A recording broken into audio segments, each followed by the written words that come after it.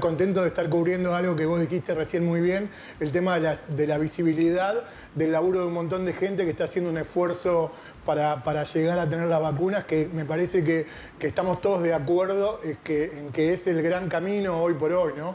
El plan de vacunación es lo que nos está llevando, obviamente, cumpliendo las restricciones y siguiéndonos cuidando, pero es lo que nos va a llevar más rápido a una situación mejor, ¿no? Buen día, gracias Pato. La verdad que sí, la verdad es que nos cuesta mucho visibilizar esto, visibilizar el esfuerzo que se realiza en esto que recién hablábamos con el jefe de gabinete y con los embajadores y los integrantes de las agencias internacionales. Es un círculo virtuoso esto, que llegue un avión, que se baje la carga, que inmediatamente se suba a los camiones en ese proceso que es el desaduanaje, y que ya llegó a las 6 y pico el avión, a las 8 ya estaba acá, estaban haciéndose los controles y ya hoy mismo a la tarde están empezando a recibir las jurisdicciones en este desafío de acortar los tiempos, pero mucha gente que trabaja mucho para esto que también decías vos, que es mientras nos cuidamos, ver concretamente este proceso de vacunación que se sostiene, que aumenta, cómo reciben las dosis las jurisdicciones, las acondicionan y las vuelven a distribuir para que llegue a la población objetivo. Es seguir cuidándonos, bajar la transmisión del virus en este momento difícil donde vemos un aumento exponencial del número de los casos, sobre todo en el AMBA, el barbijo, la distancia, las medidas que están implementadas para disminuir la circulación, realizar solo lo indispensable mientras seguimos vacunando a quienes tienen más riesgo de tener complicaciones y fallecer y poder bajar la mortalidad. Bien, Carmela Bárbaro también tiene pregunta para vos, Carla. Sí, yo quería saber si tienen alguna novedad de las vacunas que tenían que llegar desde México. Sí, nosotros estamos, como decíamos también, nosotros tenemos firmados contratos por 64 millones de dosis, casi 65, y la verdad es que ningún proveedor ha cumplido en tiempo y forma la cantidad de dosis ni el tiempo, no solo para Argentina, sino para el mundo, porque está habiendo una situación de producción mundial de vacunas complicada. Así que lo que nosotros estamos pendientes de recibir un número importante de dosis de todos los proveedores, y la información que estamos recibiendo y teniendo permanentemente con AstraZeneca, que es quien debe entregar las dosis que se producen en Argentina en la sustancia activa y se envasan en México, nos informó que está teniendo digamos, una demora y que necesita unas semanas más para decirnos. Este miércoles nos van a informar exactamente cuál es el plazo para poder recibir esas dosis. Así que también eso hace que sigamos trabajando fuertemente en no solamente seguir trabajando para fortalecer y cumplir los contratos firmados, sino también para poder evaluar otras opciones, otras posibilidades en relación a otros proveedores. ¿Existe la posibilidad de que se envase en Argentina, que se produzca y se envase en Argentina? Porque entiendo que el problema con México es la escasez de vidrio. La realidad es que eso fue lo primero que se evaluó, y la transferencia de tecnología no depende de Argentina, sino también depende de la decisión de AstraZeneca y la Universidad de Oxford, que son los que tienen digamos, la patente y la licencia de la vacuna. Así que esas negociaciones se intentaron, se hicieron, y es por eso que se definió por parte del laboratorio que es el productor de la vacuna, hacer la sustancia activa en Argentina, que hay que decir que está funcionando en tiempo y forma y se ha enviado, según lo acordado, todo lo comprometido, y en México la parte del envasado, que no es que ha tenido necesariamente problemas digamos, desde la empresa o desde México, sino la posibilidad de conseguir insumos, y la empresa ha generado acciones para minimizar el impacto envasando algunas de las dosis en otra planta y tratando de acelerar la situación en México. La realidad es que la transferencia de tecnología entre privados la define Astra con la Universidad de Oxford, y no han encontrado la posibilidad en ese momento. Ministra, mencionaba recién el tema de las patentes, y sé que el gobierno argentino está a favor de la presentación, fue parte de la presentación que se hizo ante la OMC para la suspensión temporaria de patentes. ¿Cree que esto podría ser algo que mejore la situación mundial y puntualmente la de Argentina? Bueno, eso ha sido una posición de Argentina mucho antes de la pandemia realmente. La situación se viene llevando adelante no solo con vacunas, sino con otros medicamentos, y es algo que ha presentado Argentina en la Organización Mundial de la Salud, en el foro por precios justos que se realizó la semana pasada, que abrí yo y donde lo manifesté en la Organización Mundial del Comercio. La realidad es que ante una situación inédita y catastrófica como la que es, que haya dificultades en el acceso por una patente, para muchos de nosotros no se justifica de ninguna manera. La realidad también es que hay un número muy importante de países que todavía no han recibido ninguna dosis y no tienen proyección de recibir en 2021. En eso nosotros como país, Argentina es uno de los 20 países que más vacunas está recibiendo y parece que fuéramos los que no recibimos. Entonces lo que estamos haciendo no es solamente buscar la posibilidad de recibir más vacunas, sino que todos los países puedan recibir para cubrir a la población objetivo. No nos parece que algunos países tengan 10 dosis por habitante y otros no tengan perspectiva de llegada de vacunas hasta 2022. Así que no es solo por nuestro país, porque realmente ni siquiera los países más ricos han recibido las dosis que tenían comprometidas, sino con esa mirada de acceso equitativo que va mucho más allá de lo individual. Ministra Cecilio la saluda en la conferencia de prensa y en lo que va de la charla que estamos teniendo. Ha hablado de los datos duros. Le pregunto, en líneas generales, ¿cuál considera que han sido los mayores aciertos y los errores de este gobierno en la gestión pandemia? Mira, es muy difícil de analizar en poquito tiempo. Nosotros estamos todo el tiempo pensando qué podemos mejorar y sobre todo el desafío de transmitir que Argentina es un país federal, que el Estado Nacional tiene obviamente la responsabilidad del rol rector de generar los consensos y de, ante las situaciones, generar las normativas y tomar las decisiones, y que cada jurisdicción tiene un rol clave en lo que es implementar, por ejemplo, las medidas de gestión de la pandemia, el testeo, el aislamiento, la atención y también las medidas de restricción de circulación para disminuir la transmisión y, por supuesto, la implementación de la vacunación, con el rol que tiene también la sociedad en el cumplimiento de estas normas. Así que, en ese sentido, me parece que un gran acierto fue las medidas de aislamiento social preventivo y obligatorio muy tempranas, que realmente permitieron reforzar el sistema de salud y que nuestro sistema de salud siempre dé respuesta. Me parece que eso es un logro que no se ha valorado lo suficiente, viendo sistemas de salud mucho más robustos que el nuestro, que han desbordado con un exceso de mortalidad muy alto, justamente porque no se pudo prestar cuidado a las personas. Y después no hemos podido transmitir seguramente el interés que tiene el gobierno en priorizar la salud, cuidando la economía, y se instaló la cuarentena más larga del mundo en un lugar donde cree que fue el error, ministra? Las actividades estaban prácticamente todas las actividades estaban autorizadas y se seguía diciendo que era la cuarentena más larga del mundo. Así que seguramente con todas esas lecciones aprendidas en esta etapa, medidas focalizadas, intensivas, transitorias, con mucho compromiso de las jurisdicciones y de la sociedad, va a hacer que podamos disminuir la transmisión. Ministra, recién nombró la palabra consenso, ¿no? Y en esta semana que fue muy vertiginosa y claramente nadie puede negar que con la urgencia de los casos que subían, bueno, las medidas fueron cambiando y había muchas reuniones. Alguien me dijo que cuando se reúnen los ministros de salud, nación, provincia, ciudad, los consensos se encuentran más rápidos, porque en cuestiones de salud están un poco más de acuerdo que en cuestiones políticas. Después quizás públicamente no parece lo mismo, pero esto es así. Digo, la cuestión sanitaria avanza y a veces quizás para los cargos más ejecutivos es más difícil que para ustedes verlo.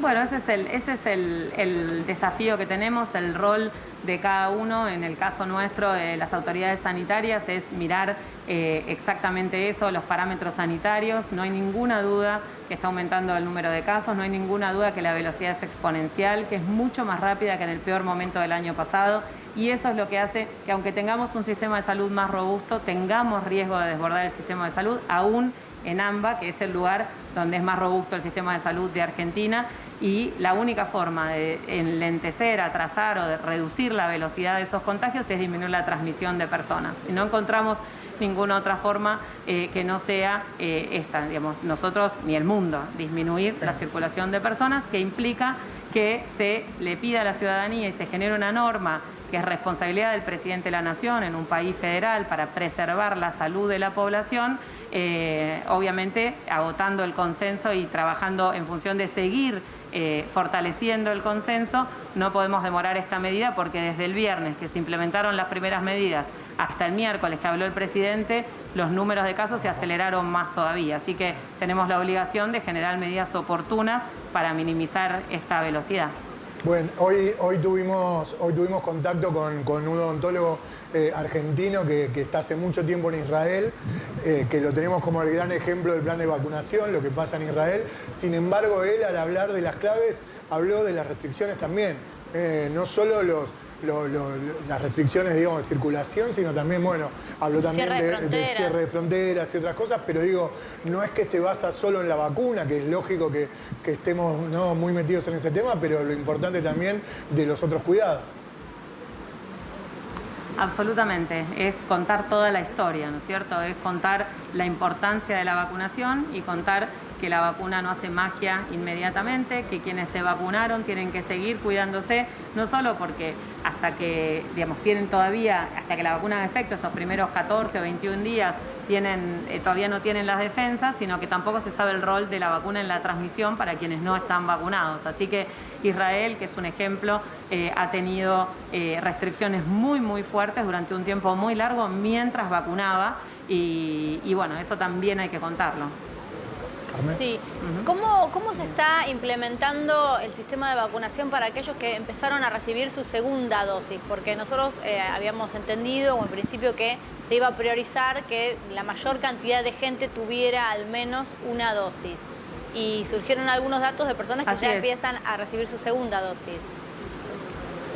La realidad es que el personal de salud, el memo que salió el 25 de marzo, lo que hace es, después de haber consensuado con las jurisdicciones y con las sociedades científicas y la Comisión Nacional de Inmunizaciones, es diferir 3 meses la primera dosis, en lugar de darla al mes aproximadamente, es diferirla a los 3 meses para justamente vacunar a la mayor cantidad de personas lo más rápido posible, para dar el mayor beneficio que da la primera dosis, que es disminuir la internación y la mortalidad, y diferir la segunda dosis en relación a aumentar un poco la eficacia y a sostener en el tiempo la duración, salvo para el personal de salud. Así que seguramente las personas que se están vacunando son personal de salud porque tienen mayor exposición y mayor riesgo, así que se consensuó completar el esquema de vacunación y después cada jurisdicción siempre tiene la potestad de definir alguna prioridad y seguramente es la excepción y no la regla. ¿Cómo está el personal de salud, Carla? Porque viste que siempre se dice que se habla de números, de camas, de respiradores y a veces nos cuesta volver a aplaudir a los médicos, ¿no? Y esta situación de que también el personal humano está muy cansado. Bueno, vos también, ¿no? Con la gestión y todo, imagino que debe ser difícil encontrar fuerzas para seguir y me imagino que estar puesto en la esperanza. Pero ¿cómo ves al personal de salud? El personal de salud está realmente en tensión permanente hace más de un año, no solamente de cantidad de trabajo, sino tensión emocional de lo que significa trabajar en esta pandemia en la primera línea en relación a lo que significa atender personas que tienen gravedad, que tienen un aumento tan importante, reorganizar los sistemas de salud, pensar todo eso genera muchísima tensión y además del miedo personal y además del miedo de transmitirlo a la familia. Entonces, la realidad es que tenemos que visibilizar eso. El personal de salud está vacunado en el más del 95% con la primera dosis, 60% a la segunda dosis. Eso es una tranquilidad enorme que de ninguna manera soluciona el problema. Es por eso que cada acción que podamos tener para disminuir la transmisión y disminuir la tensión del sistema de salud es también por ese personal de salud que ha hecho tanto todo el año pasado y lo va a seguir haciendo en estos meses difíciles.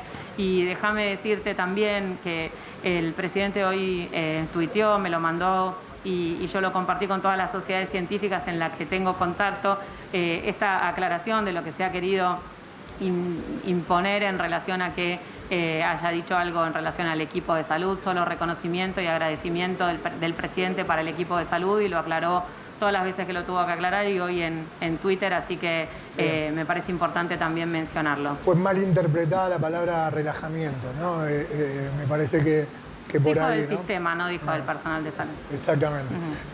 Se agarraron más del miento que del relaja. Pero bueno, no importa. ¿A qué números, a qué indicadores vas a estar atenta en estos primeros días de que se empiecen a cumplir las medidas de restricción? ¿En qué cosas tenés ganas de decir, epa, están empezando a funcionar? Más allá de lo evidente, ¿no? Que sería lógico que estaría bueno que calme un poco el ascenso de los casos.